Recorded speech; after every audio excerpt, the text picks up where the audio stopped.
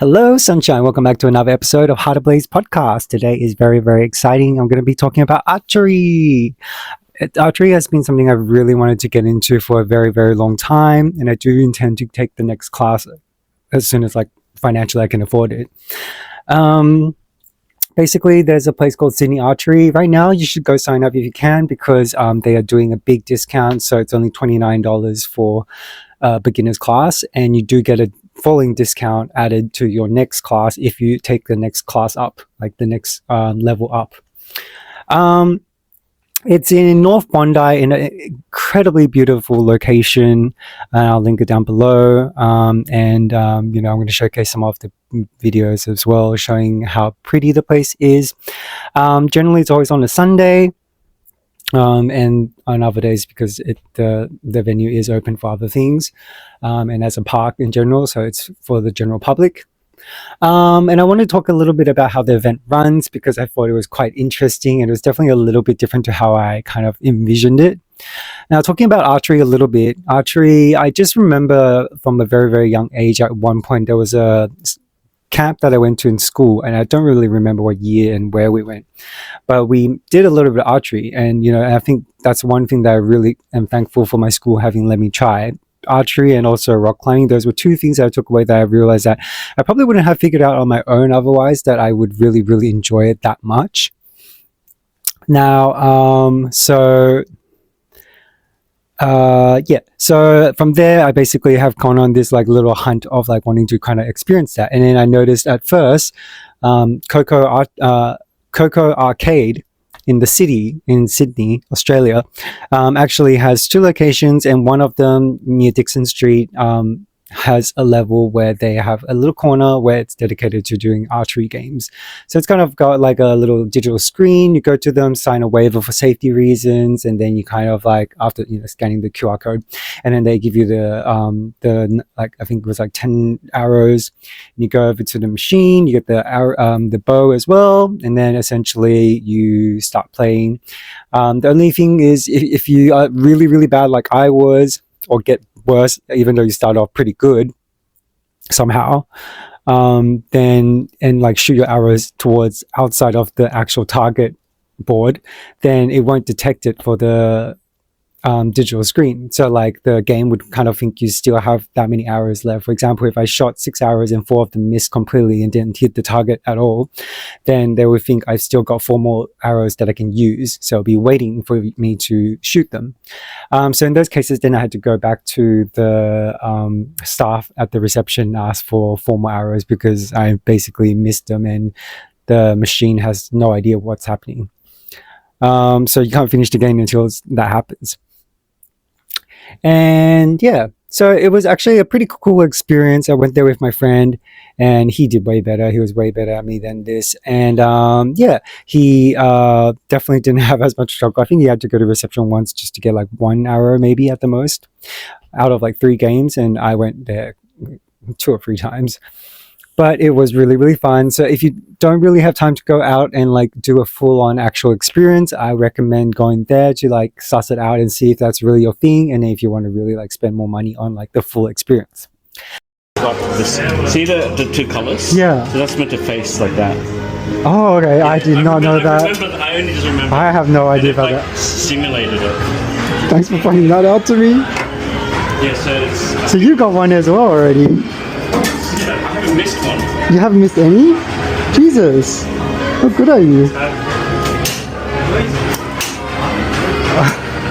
I'm getting better for sure. There's some kind of improvement involved.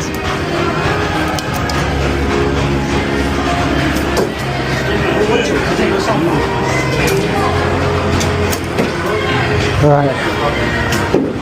Oh, damn. My first one I missed. First one you missed? Yeah. Don't need to show off. Naturally.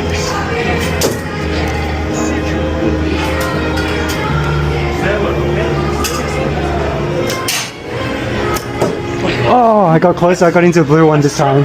No, but it's really there is a trick to it for sure. I'm glad it's actually easy to learn on the thing.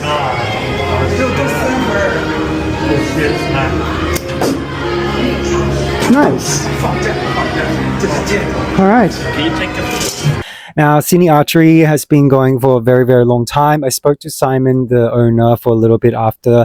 Originally, he was going to help me do a little bit of an interview and also like do a little special like shot of him shooting the arrow to the board with my logo on it. But because he was so busy and they were pretty much running late that session, they ended up having to pack up pretty quickly and leave to get to other things. So I didn't want to keep them. So I just kind of had a brief chat with him, which was very, very cool. He's very, very kind, very, very straight away asking me, did I enjoy the session? Did I have a good time? Was it what I expected, you know, and then told me some stories even when I said like, I don't think I did really well. I was like, I missed a lot of shots. But I was like, but I really thoroughly enjoyed it and I definitely want to come back. And he said like, hey, you know, like, you know, whether your visions are bad or not, he's like, there are so many like vision impaired and very well-known like archers. You know, there's so many great stories that he told me and I was just like, wow, that's really cool. So again, another great experience meeting great people that remind you that just because you're not good at something doesn't mean you have to stop doing it. You can go and enjoy yourself and do something for the sake of being happy, for the sake of challenging yourself, for the sake of just having fun. And that is what this episode really is a good reminder about. Anyway, so when I showed up to the place, I was running like maybe 10 minutes late just because the bus was a tad late. But it was good because they were running late anyway. You go up. It was a little chaotic, I would say, because at first like, you go up and I don't really know what I'm supposed to do. So I just kind of saw the big reception little tent. So you go over there and I figured that's pretty straightforward. Everyone else is lining up there. But because there was sort of like two sections of like archery groups, I was like, dang, I don't really know which group I should be in, and like, if am I going to be queuing up in the wrong thing or anything. Anyway, I ended up going to them and it was a bit more complicated because I had actually missed, like I couldn't make it to the last one, and because I couldn't, because I was like really sick that day, he had told me that I could potentially, like he told my friends that I could potentially just like reschedule it and he'd be happy to like do that for me. So it was a little complicated in the sense that I would then have to go and explain that to him because I didn't get like a separate ticket or anything. I went up to the lovely lady and then she was like, hey, you know, what are you here for? And I said, yeah, I'm a first class learner ticket, and I had rescheduled a video with Simon and I was going to show them my like text messages. And she goes, oh no, that's cool. And then they kind of chatted around and they said, yeah, you're good. And then they gave us this little guard that goes on your non-dominant, which is the side that I guess your arrow will be held on and be like brushing against. And it will be closer to the arrow. So I guess it's to protect from the arrow and set. But yeah, as always, I'm skinny as, so it's very, very hard to keep it like in place because it's just nothing is ever strapped tight enough for my skinny arms, as you can see. Anyway, so then we got signed up and then essentially moved over to the left side group. And then there was basically, I think it was like, probably only something like 6 targets or something, not a lot. And then we had a huge group of people, and essentially I'd say probably there was probably like 20 people or so, something like that. It was quite a big group. So the way it actually worked was we actually paired up and then we kind of got divided into sort of groups of 3s, and then you kind of have like 2 targets sort of per 3 groups or something like that. It's not too bad, and it's a very good system. That means you actually get more people and you kind of actually do get a lot of shots. And then, you know, first off is obviously safety instructions, talking a lot about the safety and rules, like how many, like listening out for the whistles. We cannot step over the line. There's like 2 lines. One line is the line we do not step over while he's explaining all the situation and how the rules work. And then the other line is strictly for the archers only. Love it, excellent. Oh, good, I'm glad to hear it. Folks, just really quickly, I am conscious that we did start a little bit late. That's because we were just trying to check everyone in. We do believe we give you the full 90 minutes, so we will be going a little bit over time at 2 o'clock to give you the full 90 minutes. We do believe in value for money here, so if you can save that extra time, we're more than happy to have you. Maybe go even more to see how we definitely want to give you all the arrows that we can. Folks, are going to get started right away, but letting you know that, believe it or not, archery is one of the safest sports out there. Now, I know what you're thinking: bows, arrows, pointy sticks, things flying through the air. How on earth is it the safest? Well, folks, it's the safest because we have rules and regulations that we follow, not only here at Bondi, but pretty much the entire world. Now, I'm not going to lie to you, this is the boring part, but I do need you to pay attention. Simple reason, the safer you are, the more fun you're going to have today, and of course, it ensures the safety of your... That's a lot, it's all good. Folks, these are the kinds of bows that we're going to be shooting today, what we call a recurve bow. Standard bow that they shoot in the Olympics with two big exceptions. Number one, it's a much lighter version, and number two, there's no fancy gizmos and gadgets attached. We use this as a good starting point for everyone who has either A, never done archery before, or B, one time in Year 5 camp is the other thing we hear a lot of. All right, so everyone's in that general vicinity of those two categories. Good, you're in the right place. If you have done archery before, muscle memory kicks in very quickly, but of course do humour what we have to say, because there are things that will help you out with your archery. Otherwise, if you've never done archery before, well, 100% in the right place. We start right from the beginning here, okay? So keep that in mind. Back to our briefing, our safety briefing. Those are designed to shoot arrows, they are not designed to shoot air. What I mean by this is pulling back a bow without an arrow and then letting go. This is called dry firing, and believe it or not, the bow will explode on you, particularly these The bows are designed that when you pull back the bow, the string I should say, and then let go, it channels all the energy into the arrow. If there is no arrow loaded, it has no choice but to channel into itself, and that's what makes it explode. Big no-no, the only reason you should let go is if there is an arrow loaded. Folks, I'd also like to remind you that our targets are in front of us. They are certainly not in the bushes, towards other people, towards your cars, or certainly not towards the sky. It's always in front of you, so for that reason, we're always pointed that way. That goes for shooting as well as loading. So keep that in mind. Folks, any questions so far? We're on the ball, I like it. Folks, we're going to do a bit of a demonstration to show you what you need to be doing when you step up to the line and set you up for success. Before we do so, put your hand up if you are. But when you've got that set up, let's have the waiting line. Just one. Waiting line, follow the procedures. So, as a solution for you, stack up everything. I'll show you down on this end of the range today. We don't use a whistle. Electronic timing For everyone else, we're going to be doing exactly the same thing we're going to show in this demonstration. Notice I'm going to do a right-handed demonstration for me. I'm also going to do a right-handed one. I can do it on target number 3 at the red station. The idea is now to keep it beat again, and you can see counting down from 240. That means you've got 640 seconds to shoot. So folks, Madison and I are about to do a demonstration. Very important that you see the front of us. So to our friends behind me, it's not advantageous to watch me. Watch Madison on that side so you can see the front of everything. Likewise, you guys will be seeing the front of me, okay? First things first, we've heard the whistle. And we're going to get in position. You'll notice that Madison and I have 1 foot in front of the line and 1 foot behind. Very important, it sets you up for everything that you need to do in archery. Specifically, it's a safety thing as well. If we all have 1 foot over and 1 foot behind, everyone's in line with each other, no one's in front or behind, and therefore no accidents happen. If I have 2 feet in front, I'm immediately at risk of being shot because I'm right in front. Likewise, if you have 2 feet behind, you're at risk of shooting someone else. And that's a big no-no. So that foot over and behind helps you out with that. You're also going to notice that Madison and I are facing towards the right. This is very normal in archery. We do want to face to the side there. Common misconception that we shoot forwards like this. If you do that for 90 minutes, you'll be very sore in the morning when you wake up tomorrow. Trust me on that one, it's very much a sideways sport. We are facing towards the right. Left, remember you're facing the other way, but regardless, to the side. Now, so we'll go ahead and pick up the bow, if you don't mind. We're going to hold it in that convenient grip, in the middle, like so. It's only the grip and it's with our front hand. If you hold it anywhere else in any capacity, it's going to feel very uncomfortable, very uncoordinated as well. You want to hold it like so in front of you.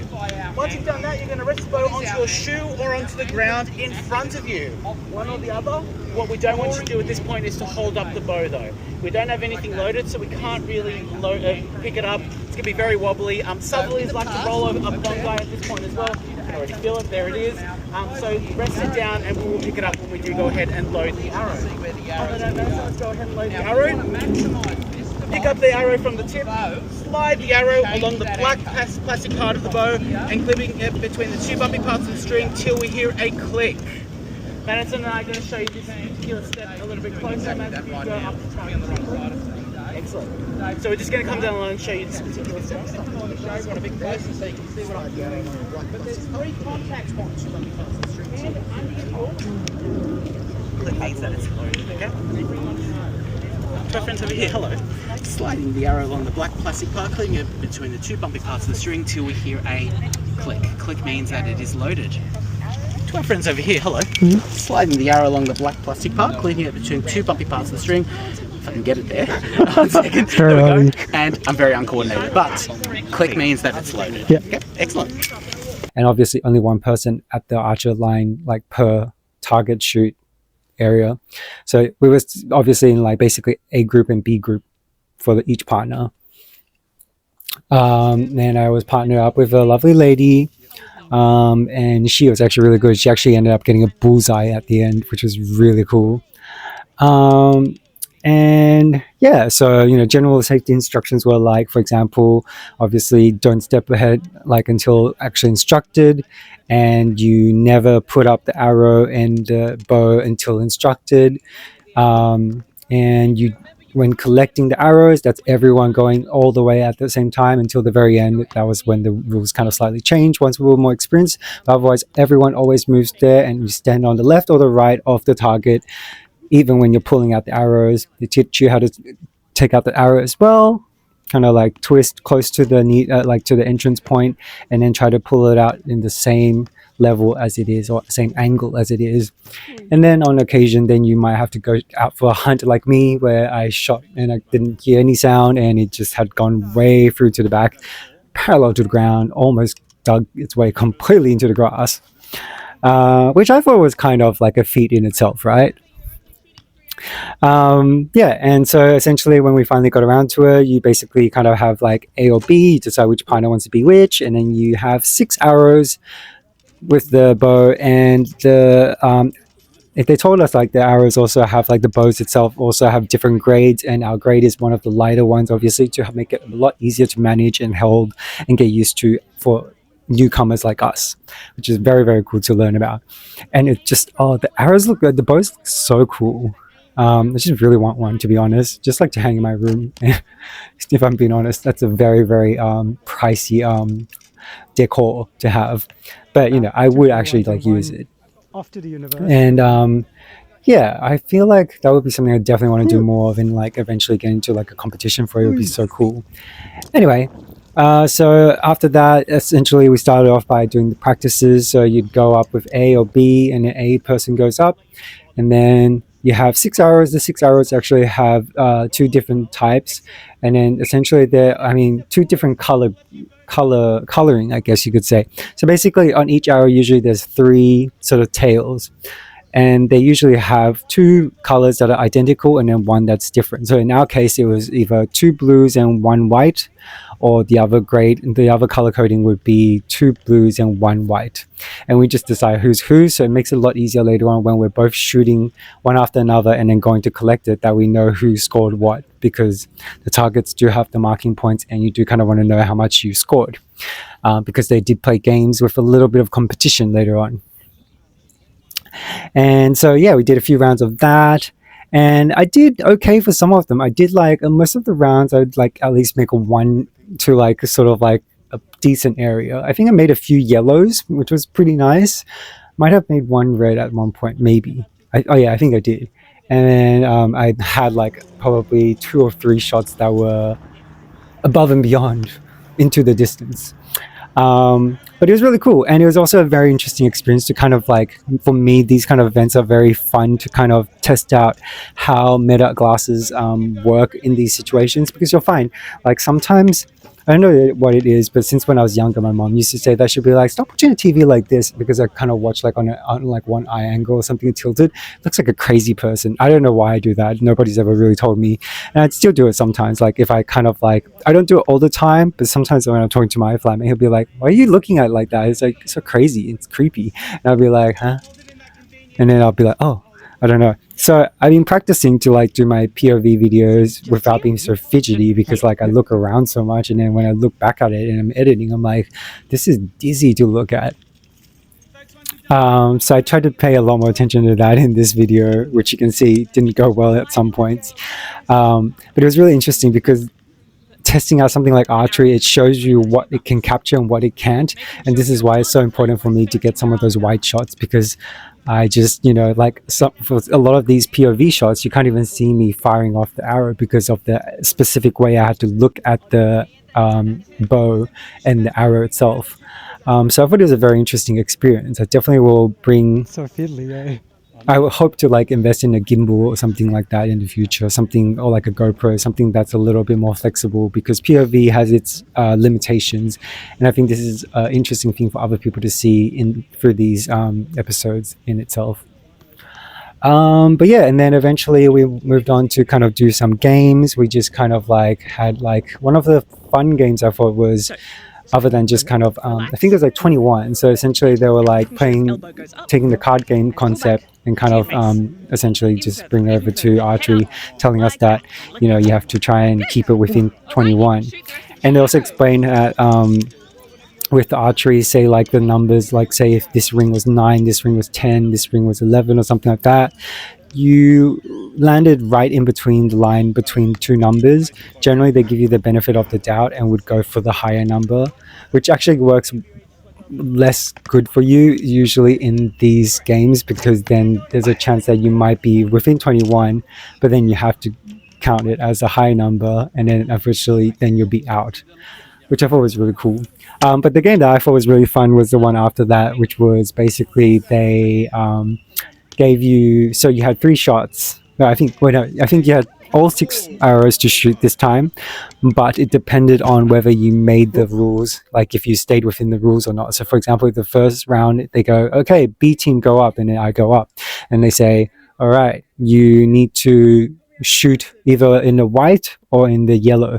Then you can only shoot those 2. Anything else, then you're out already. If you manage that, then you stay in for the second arrow, and so on until the 6th arrow. But yeah, overall, super fun experience. Highly recommend you. And it's such a beautiful place out there. If I had a bit more time that day, I definitely would like to stick around and explore a little bit more. And hopefully next time when I go, I can interview Simon properly and get some really cool shots. And yeah, everyone there was super friendly, and it was always, as always, any event I go to, it's really fun getting to talk to these people who are attending the event and making jokes about stuff. It just makes everyone else feel more comfortable, and it kind of feels like my wheelhouse sometimes. And people being friendly and accepting of the jokes obviously really helps.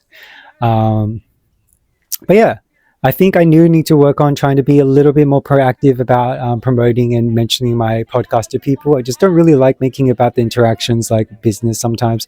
Just feels a little bit, but then again, I don't have to think of it as a business. I can think of it as a passion and a fun project, to connect with people, or friendship building, or even just at least adding them to my Instagram.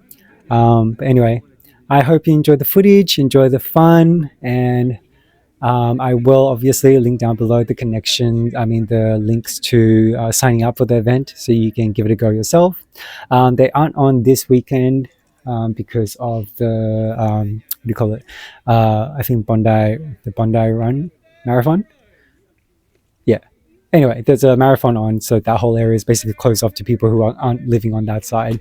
But they will be back on the next week, and it's really cool, by the way. So if you sign up from Groupon, feel free to sponsor me, but this is not sponsored. But if you go for Groupon, you can actually buy the ticket first and then book the date later if you're not sure when you can actually make it. So I thought that was a really nice touch.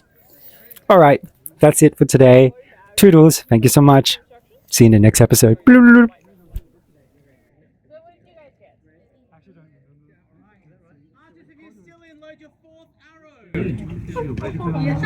It's the 2 blue ones. I just like the 4th arrow. We're just hold for a second. We're just waiting, looking at the score. Need a hand? Okay. Did anyone else see the arrow? It's the 2 blue ones. Oh, so it went into the blue? Yeah, both of them. Oh, okay, so you're out then, I'm afraid. Alright, Ashes, with your 4th arrow. So I'm going, right? Don't